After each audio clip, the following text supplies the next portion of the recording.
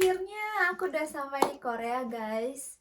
Jadi kalau udah nonton video sebelumnya, A Note for My Girlfriend, aku masuk Korea itu dengan bekal video tersebut tanpa tahu gimana ngomongnya.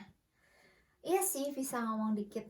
Annyeonghaseyo atau opa, oni, sarangi. Tapi bisa kebayang gak sih guys, kalau di bandara aku ngomong kata-kata kayak gitu? Pasti zonk banget kan? Hari ini aku ingin membagikan pengalamanku ketika tiba di Korea sebagai pendatang di masa pandemik ini. Mungkin bermanfaat buat teman-teman yang ada rencana untuk bersekolah ke Korea di masa-masa ini. Setelah mendarat, kita tuh langsung baris, terus langsung akan diukur suhu badannya. Lalu akan ada banyak kayak bilik sementara untuk orang-orang yang punya gejala atau bagian tubuh yang kurang sehat. Jadi karena aku sehat-sehat aja, tinggal ikut saja kemana orang pergi, terus aku juga ikut. Kemudian barisan berikutnya untuk konfirmasi karantina. Jadi selama waktu nunggu, aku download aplikasi dari pemerintah ini. Kemudian ada form registrasi yang harus diisi. Lalu sampai di petugasnya akan menolong aku untuk menyelesaikan proses pendaftaran. Dia juga bantu aku untuk nyalain GPS-nya, jadi selalu bisa tracking gitu. Pacarku sudah ready di rumahnya untuk terima telepon konfirmasi. Nah, jadi pastikan PIC dari sekolah atau wali atau yang punya nomor telepon Korea sudah tahu tentang waktu tiba, sehingga mereka bisa siap sedia di waktu-waktu itu. Kalau enggak, prosesnya bakal lebih lama gitu. Kemudian counter berikutnya adalah pengecekan alamat karantina mandiri, dokumen-dokumen, terus suhu tubuhnya udah sesuai atau belum. Jadi setelah semuanya lengkap, aku dikasih sertifikat sehat hari itu dan permintaan untuk karantina mandiri diterima. Jadi kita harus ingat kalau kita harus siapin dokumen semua yang kita punya untuk masuk, termasuk visa, surat konfirmasi dari sekolah, kalau mereka tahu di mana lokasi karantina mandiri gitu. Setelah melewati counter itu, maka akan masuk bagian imigrasi. Lalu pengambilan bagasi. Jadi waktu itu ada pengecekan bagasi acak, ada yang diperiksa, ada yang enggak. Waktu itu sih bingung, kenapa ya gitu, aku harus cek ulang. Tapi gak usah khawatir, itu cuma perlu scan ulang aja bagasinya. Habis itu lewat udah gak apa-apa.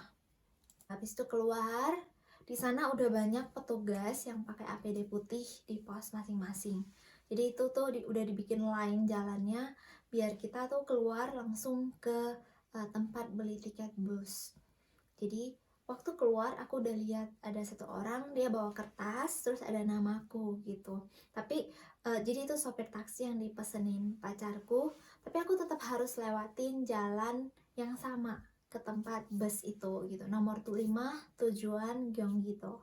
Sopir taksi itu membantu aku untuk memberitahu orang yang di pos bahwa aku akan pergi dengannya menuju tempat swab yang aku sudah daftar sebelumnya. Perjalanan mobil itu sekitar 2 jam menuju tempat itu. Lokasinya ada di luar ruangan di depan pusat kesehatan.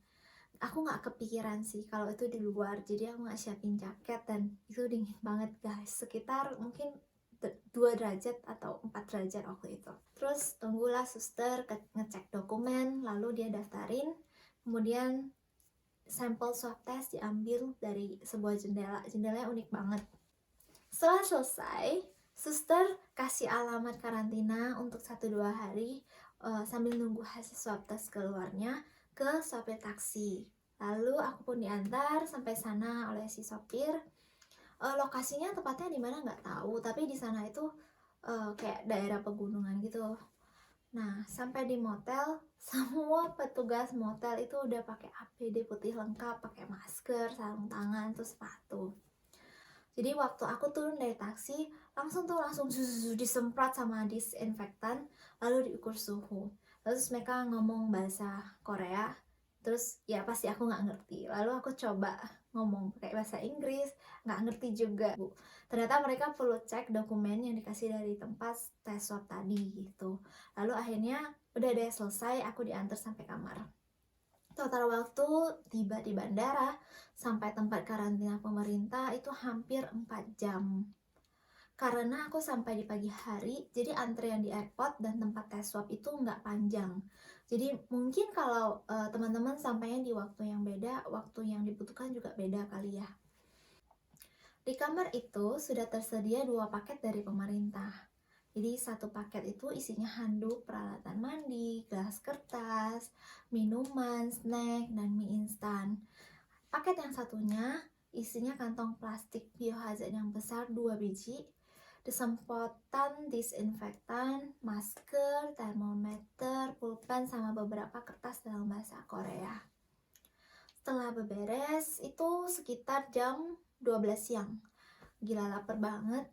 Terus tiba-tiba ada yang ngetok pintu. Terus ternyata buka pintu, makanannya udah di depan pintu. Terus sampai sekitar jam 6 sore itu ada lagi yang ketok pintu. Kukira, yeay makan malam udah dateng. Tapi ternyata bukan. Mereka ngomong dengan suara keras pakai bahasa Korea. Ya pasti aja aku gak ngerti juga mereka ngomong apa. Terus akhirnya aku coba pakai Google Translate. Terus ya tentu saja gagal. Terus akhirnya aku telepon pacarku untuk ngomong sama mereka gitu. Terus ternyata mereka bilang, oh hasilnya udah keluar nih, negatif gitu. Jadi aku harus keluar dari tempat itu sekarang juga. Kaget dong kita, karena sebelumnya dikasih tahu keluarnya itu besok pagi jam 8 gitu. Tapi mereka itu tiba-tiba bilang, oh saat itu juga nggak bisa nunggu gitu, cepet-cepet beresin sampah, terus buang, masukin di salah satu plastik biohazard tadi, terus udah keluar gitu. Jadi waktu itu kami bingung banget gitu, karena lokasi motel nggak di tengah kota, jadi nggak mudah untuk cari taksi di jam-jam segitu. Terus pacar juga lagi nggak bisa jemput gitu, gimana caranya ke tempat karantina mandiri jam segini gitu. Nah akhirnya setelah nego-nego, akhirnya ada seorang petugas deh yang ngantarin ke kota. Aku sampai di kota sekitar jam 8 malam dan itu lapar banget gara-gara heboh banget keluar, terus belum dikasih makan malam. Terus ya udah deh, begitulah kira-kira ceritanya hari itu. Karantina dimulai hari berikutnya. Jadi aku mulai karantina di kamar yang ada dapur kecilnya. Jadi bisa masak di sana. Dan aku pengen bilang makasih banget untuk pacarku dan keluarganya yang udah berusaha yang terbaik siapin semuanya untuk aku. Dia juga ada bikin video guys untuk persiapan tempat karantina itu gimana gitu. Siapa tahu teman-teman belum nonton, aku akan cantumkan di bagian deskripsi di bawah. Semua itu bikin masa karantinaku menjadi sangat-sangat nyaman. Ya, nggak kebayang sih bisa sampai di Korea di masa seperti ini. Tapi, ya, I'm here. Semoga lain kali aku bisa share lebih banyak tentang pengalaman karantina atau pengalaman lain yang menarik dengan teman-teman. Terima kasih sudah menonton. Dadah!